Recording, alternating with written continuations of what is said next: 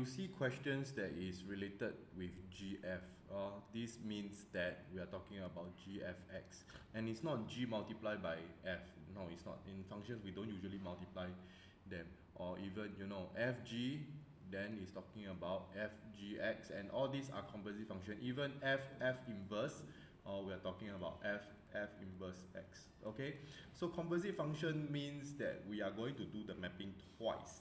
Okay, like for example, I have a F and I have a G. Okay, so if I am going to do something like this I go through F first, so X goes through F, this will become Fx.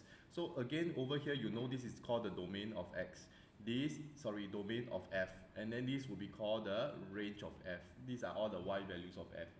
Now I am taking the Y value of F, right, to become the domain, okay, of G, such that I map it again one more time, then it will become GFX.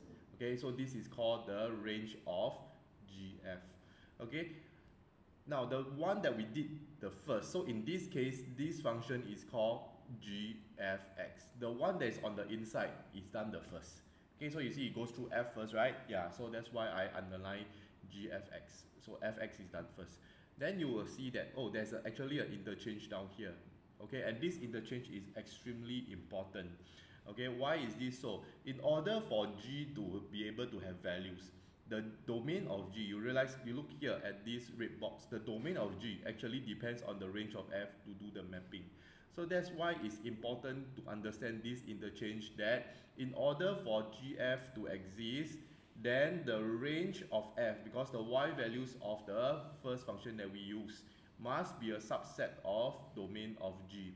Okay, then this function GF can exist. This is the most important part of composite function. Okay, so like I say, if you see GFX, it means that we are going to do Fx first, then followed by G. I will talk about how to find GFX later.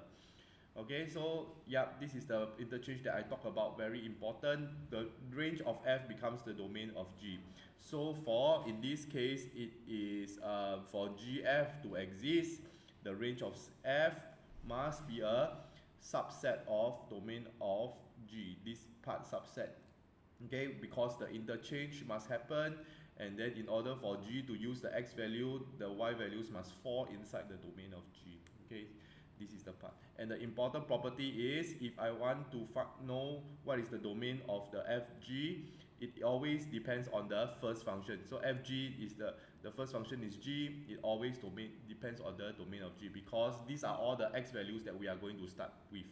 Now in this case, because we are talking about the domain of G, F, it always depends on the domain of F, depends on the domain of the first function.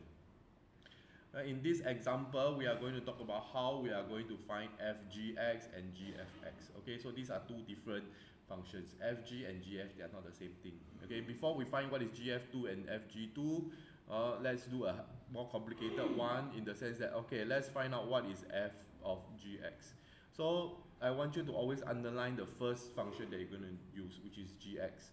So I'm going to keep F first, and I look at GX. GX is X squared. So I replace the GX with X squared. Can you see over here? This will become the GX. Now, if Fx is equals to x plus 1, what is F of X squared? Then this will become X squared plus 1. Replace the X with X squared. So that's how I get what is F of GX. And remember, in functions, we always must accompany it with a domain. So what is the domain of Fg? It is dependent on the domain of the first function that we are doing, domain of G. And in this case, the domain is very kind. All of them are any real numbers.